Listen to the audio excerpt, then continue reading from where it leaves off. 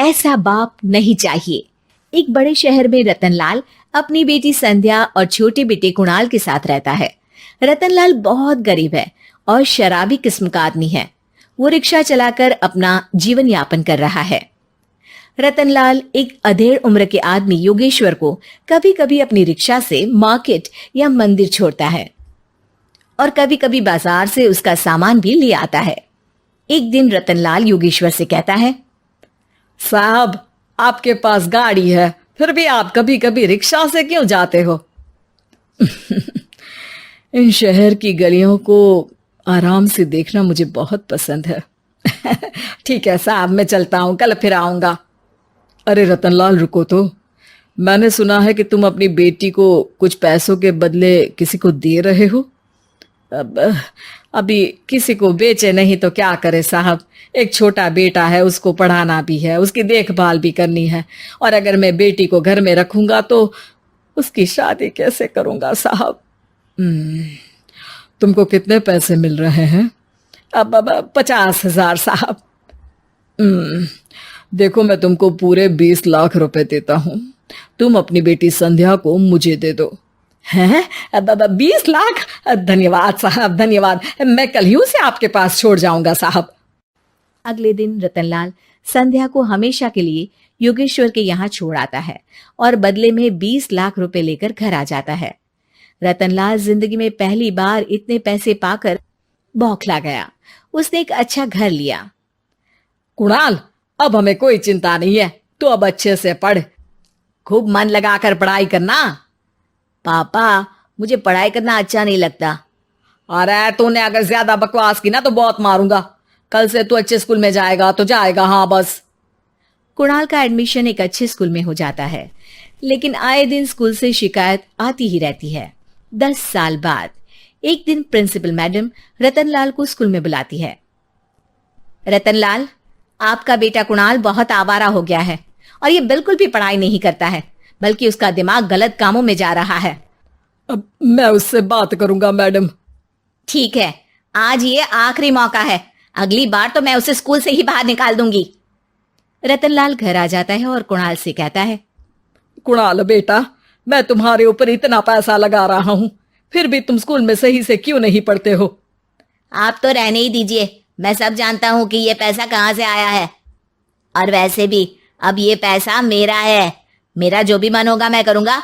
आज के बाद मैं कभी स्कूल नहीं जाने वाला। रतनलाल को अपनी बेटी की याद आती है और वो रोने लगता है। 5 साल बाद कुणाल एक दिन एक लड़की को शादी करके घर ले आता है। पिताजी, ये मेरी पत्नी है स्वीटी। तुमने शादी कर ली? हाँ, शादी कर ली मैंने, दिखाई नहीं दे रहा। और अब से आप फिर से कमाना शुरू कर दो, बहुत बैठ कर खा लिया। कुणाल, तुम इस बुड्ढे को घर में क्यों रख रहे हो? देखो ना, ये शराब पीता है, इसे घर से बाहर निकाल फेंको। अरे स्वीटी, ये मेरे पापा है, कैसे बाहर निकाल दूं? और वैसे भी घर में कोई तो चाहिए ना काम करने वाला, नौकर समझ कर रख लो। इस बुड्ढी को तो घर से बाहर निकाल कर ही रहूंगी मैं कब तक इसके लिए खाना बनाऊंगी। स्वीटी एक दिन घर के बाहर पार्क में अपनी दोस्तों के साथ बैठी होती है। तभी वो रतनलाल को बुलाती है। पिताजी, मेरे कमरे में मैं अपना फोन छोड़ आई हूँ, जरा लाकर तो देना। हाँ जरूर, अभी लेकर आता हूँ। रतनलाल फोन लेकर आ जाता है। कुछ समय बाद स्वीटी के फ्रेंड्स भी चले जाते हैं। स्वीटी अंदर आकर शोर मचाती है। चोर चोर! कहाँ है चोर? मुझे तो यहाँ कुछ नहीं दिख रहा। अरे ये अलमारी खुली पड़ी है, जरूर किसी चोर ने ही खोली होगी। अरे कौन आया था यहाँ? यहाँ तो पिताजी आए थे बस। अरे बहू, मैं चोर नहीं हूँ। मुझे तो आप पर अब बिल्कुल भी विश्वास नहीं है पिताजी, क्योंकि जब आप पैसे के लिए दीदी को बेच सकते हो तो आप चोरी भी तो कर ही सकते हो। अरे लेकिन वो सब तो मैंने तेरे भले के लिए किया था ना। मैं तो कहती हूँ कि हमें इनकी कमरे की तलाशी लेनी चाहिए। तुम बिल्कुल सही कह रही हो, चलो। स्वीटी और कुणाल दोनों रतनलाल के कमरे की तलाशी लेते हैं और उन्हें वहां स्वीटी की ज्वेलरी और पैसे मिल जाते हैं। मैं तो पहले ही जानता था कि चोर आप ही हो। निकल जाओ मेरे घर से और दोबारा अपनी शक्ल मत दिखाना। रतनलाल आंखों में आंसू लिए घर से निकल जाता है। स्वीटी मन ही मन सोचती है, आज तो मेरी प्लानिंग सफल हो गई। जैसा मैं चाहती थी ऐसा ही किया और बड़ी आसानी से उस बुड्ढी को चोरी का इल्जाम लगाकर घर से भगा दिया। रतनलाल की हालत अब ज्यादा खराब हो गई और वो सड़क पर बैठकर भीख मांगकर खाने लगा। एक दिन वहां एक गाड़ी आकर रुकी और सड़क पर बैठे सभी भिखारियों को अपने सेंटर ले गई। एनजीओ की मालिक संध्या एक एक करके सभी को सुविधा मुहैया कराती है। तभी उसकी नजर रतनलाल पर पड़ती है। पिताजी, संध्या तू? पिताजी आपकी ये हालत कैसे हुई? ये सब मेरे बुरे कर्मों की सजा है जो मुझे मिल रही है। मुझे माफ कर दे बेटी।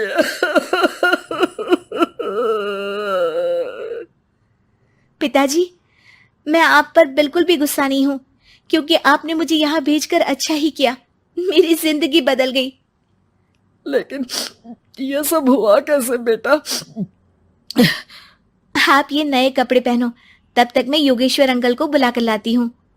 योगेश्वर अंकल? हाँ अंकल। योगेश्वर जी ने तुझसे शादी नहीं की थी? नहीं तो पापा, उन्होंने तो मुझे पढ़ा लिखा कर इस काबिल बनाया है कि मैं आज सबकी सेवा कर पा रही हूँ। रतनलाल पश्चाताप करके रोता रहता है। तभी योगेश्वर भी वहां आ जाता है। रतनलाल जी, आपकी ये हालत कैसे हुई इतने सारे पैसों के बावजूद भी? क्योंकि मैंने बेटे और बेटी में भेदभाव किया था। लेकिन आपने ये कैसे किया, मुझे ये जानना है, बताइए। सालों पहले जब संध्या छोटी थी, तब मैंने एक बार एक आदमी से तुम्हें बात करते हुए सुना था, जो कुछ पैसों में संध्या को तुमसे खरीद कर शादी करना चाहता था।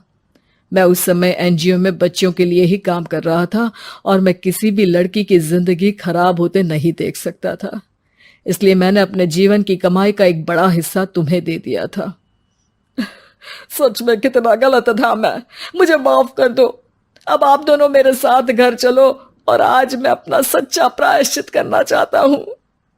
योगेश्वर और संध्या रतनलाल के साथ घर जाते हैं। स्वीटी दरवाजा खोलती है। चोर भिखारी, तू फिर से आ गया? चल भाग यहाँ से बुड्ढे। ये घर तुम्हारे बाप का नहीं, मेरा है। बाहर निकलो यहाँ से। रतनलाल कुणाल और संध्या को घर से बाहर निकाल देता है। योगेश्वर जी, अब ये घर आपका है और अब आप यहाँ एक और एनजीओ खोल सकते हैं। शायद अब ये सच्चा प्रायश्चित है। संध्या अपने पिता के गले लग जाती है।